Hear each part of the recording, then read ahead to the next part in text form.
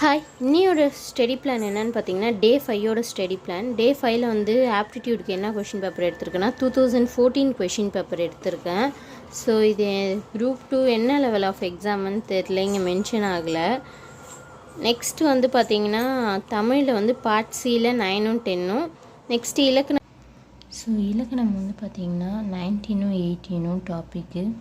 Next GK வந்து பார்த்திங்கன்னா unit ஏல தமிழ் சொசைட்டின்னு இருக்குது. ஸோ அந்த டாபிக் எல்லாமே கவர் பண்ணுற மாதிரி பார்த்துக்கோங்க.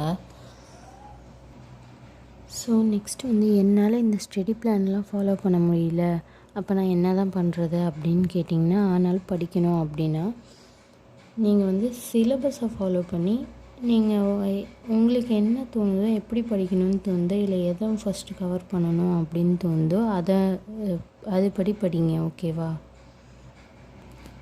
ஆனால் உங்களோட மேஜர் டார்கெட் தமிழ் அண்டு மேக்ஸாக இருக்கணும், ஓகேவா? இன்கேஸ் மேக்ஸுக்கெலாம் உங்களுக்கு கொஷின் பேப்பர் கிடைக்கலன்னா உங்கள்கிட்ட என்ன நோட்ஸ் இருக்குது, மெட்டீரியல் இருக்கோ அதை ஃபாலோ பண்ணி ஜஸ்ட்டு ரிவிஷன் பண்ணிக்கிட்டே இருங்க, அதுதான் மேட்ரு.